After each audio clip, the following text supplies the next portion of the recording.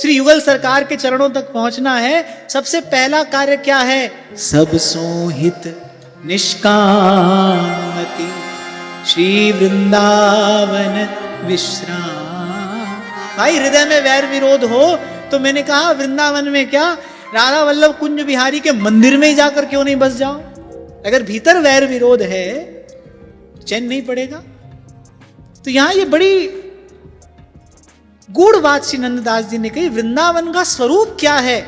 सकल जंतु अविरुद्ध। बोले सकल जंतु अविरुद्ध, यहां तो लिखा है जहां हरि, हरि का एक अर्थ सिंह भी होता है ना, कह रहे जहां हरि मृग संग चरही। कह रहे सिंह और मृग एक घाट पर साथ साथ जल पीते दिखाई पड़ते हैं। ये वृंदावन की महिमा है। उस वन में जो प्रवेश करता है उसका ऐसा स्वरूप हो जाता है। ये बात जीवन में धारण करने योग्य है। अगर वस्तुतः भगवत प्रेम प्राप्ति की इच्छा है तो सकल जंतु अविरुद्ध। हमारे महाप्रभु की वाणी के लिए कहा गया है शुद्ध अविरुद्ध प्रसिद्ध जाने। वैर विरोध ना हो किसी से, किसी से वैर विरोध ना हो। इसके लिए क्या चाहिए? इसके लिए क्या चाहिए? कुछ नहीं, थोड़ी समझदारी चाहिए।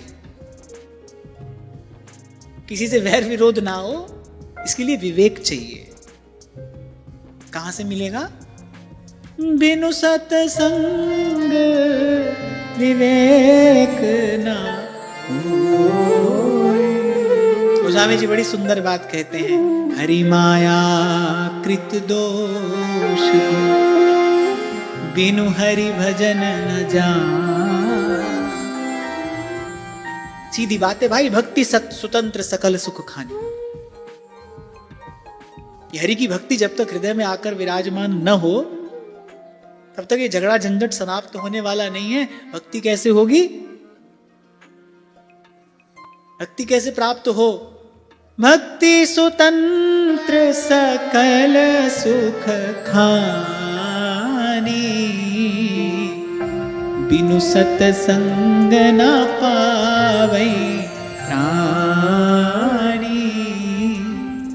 तो किसी से वैर विरोध ना हो, इसके लिए विवेक आवश्यक है, सत असत का विवेक।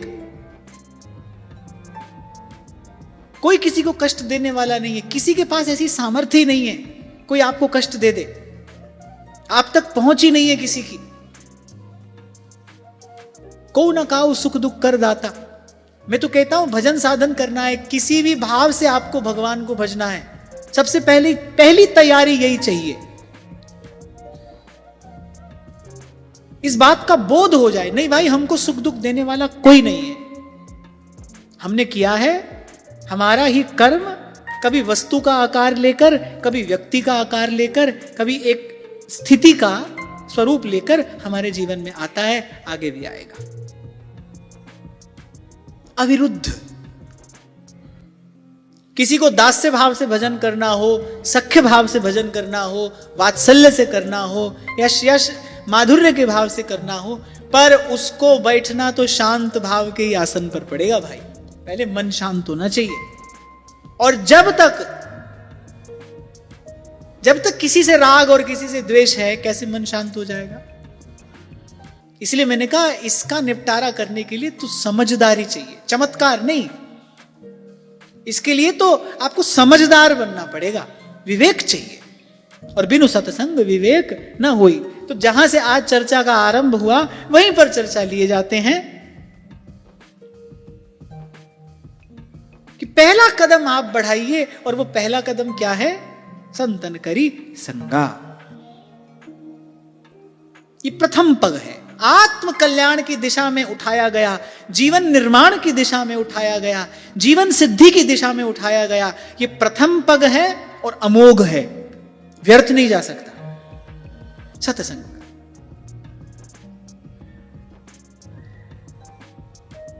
तो ये कुछ विस्तृत भाव है, आगे की चर्चा कल करेंगे। आज कुछ बातें हमको प्रसाद स्वरूप प्राप्त हुई।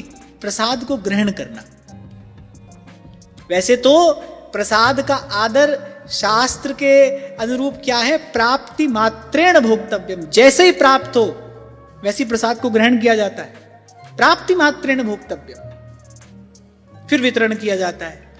तो जो प्रसाद आज भगवती कथा की कृपा से हमको प्राप्त हुआ, उसका ग्रहण करके फिर उस प्रसाद का हो सके तो वितरण भी करें। ये कुछ भाव जो हमको आज प्रसाद स्वरूप प्राप्त हुए, ग्रहण करना है। इसलिए दोहराई मैंने ये बात, यही प्रसाद का आदर है।